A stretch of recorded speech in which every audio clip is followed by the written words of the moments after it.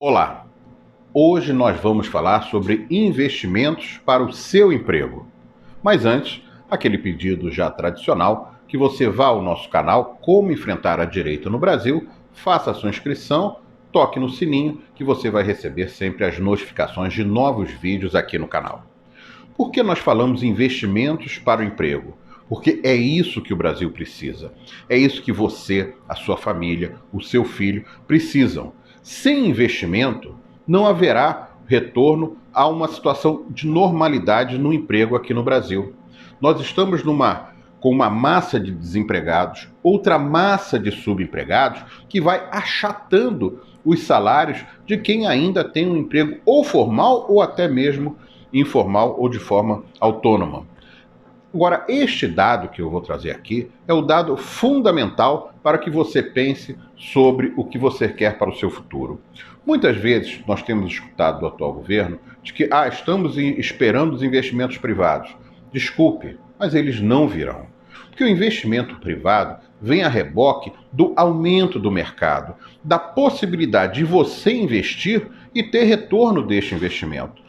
O Brasil hoje, apesar de ter uma população importante em termos mundiais, são mais de 210 milhões de habitantes, mas vive uma situação de estagnação, para sermos otimistas.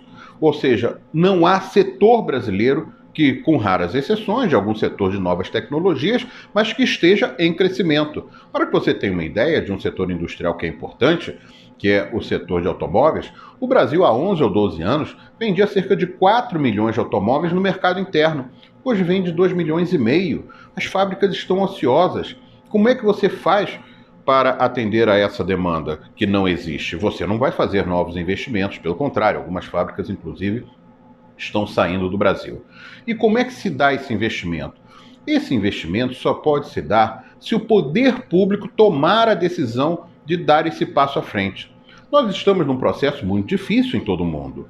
O avanço da doença fez com que as economias parassem, fez com que houvesse recessão na maior parte dos países. Então, o que está acontecendo é que os governos vão ter que botar dinheiro para que depois a iniciativa privada vá à frente.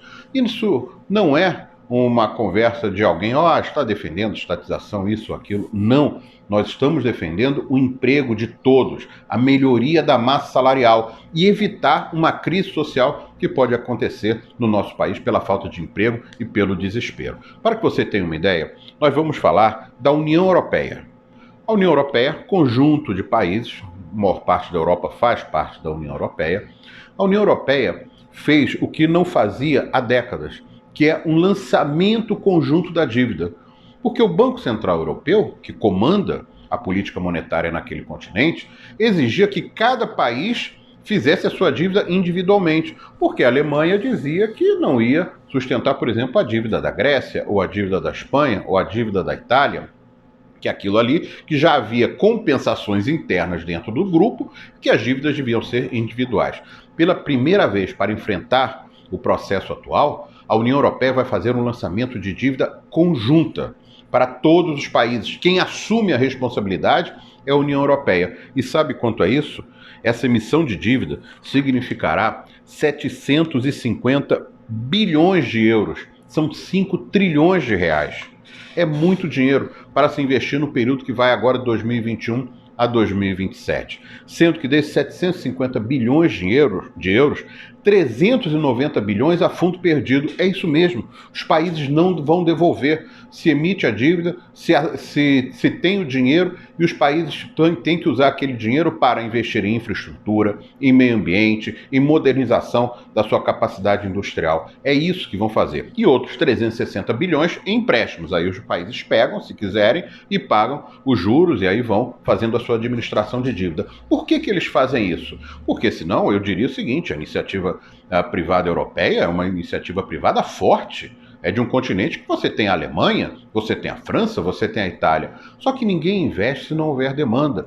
O que o poder público vai fazer, e essa é a função dele, é criar a demanda. É investir em ferrovias, rodovias, modernização ambiental das suas indústrias, tudo isso faz com que você vá contratar na iniciativa privada. Os governos têm que contratar alguém para construir a ferrovia, alguém para construir a ponte, alguém para trazer os novos equipamentos para que as indústrias possam ser ambientalmente mais sustentáveis. Tudo isso faz com que a máquina da iniciativa privada e os empregos voltem, mas precisa ter o gasto público primeiro. O gasto público é receita privada, ao contrário do que se diz aqui no Brasil pela mídia. E o que vai acontecer nos Estados Unidos? Vamos falar dos Estados Unidos. Se você acha que a União Europeia vai gastar muito, botando 750 bilhões de euros na economia dos países, os Estados Unidos vão botar 1 trilhão e 900 bilhões de dólares. É isso mesmo. 1 trilhão e 900 bilhões de dólares foi o pacote assinado pelo presidente Joe Biden.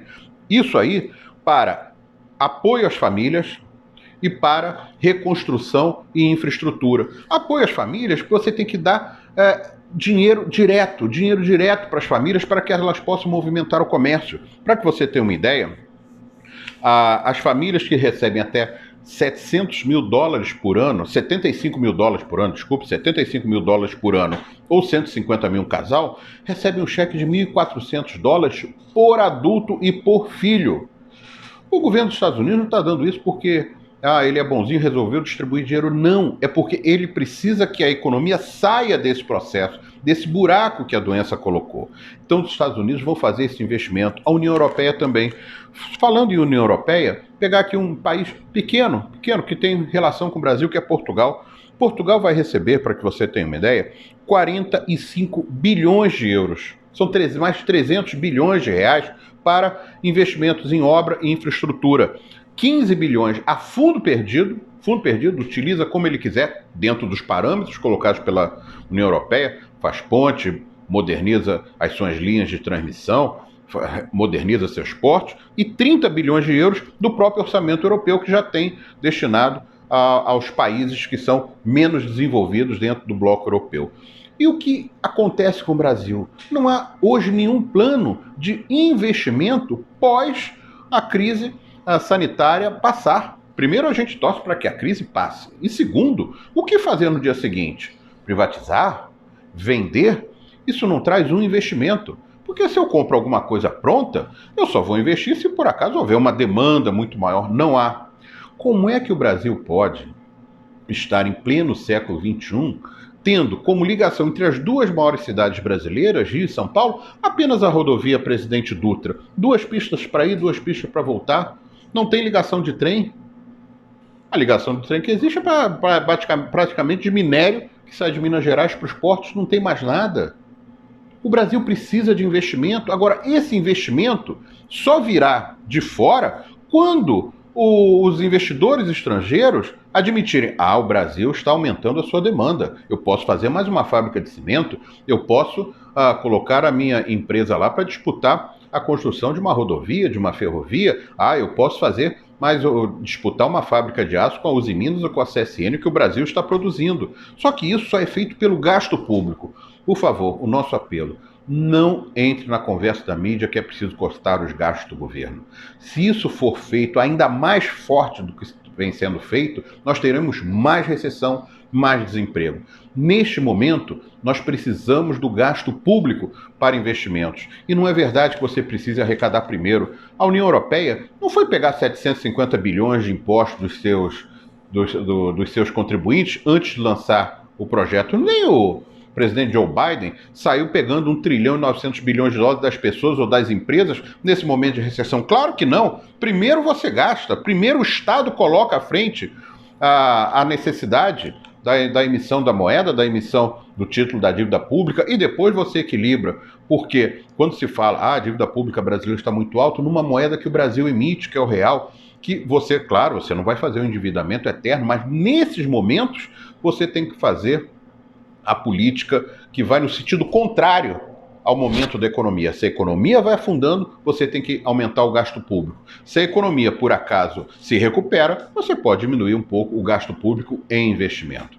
É esse recado que nós temos que deixar. Quem quer enfrentar esse discurso de direita aqui no Brasil no ano que vem, deve ter claro: nós precisamos ter nomes pessoas, candidatos que defendam o investimento público neste momento, como é feito na Europa, como é feito nos Estados Unidos. Mais detalhes você pode ter no livro Como Enfrentar a Direita no Brasil, à venda na Amazon.com.br. Eu, Marco Antônio Monteiro, agradeço muito a você. Eu volto outro dia desta semana falando das atualidades do nosso país. Muito obrigado.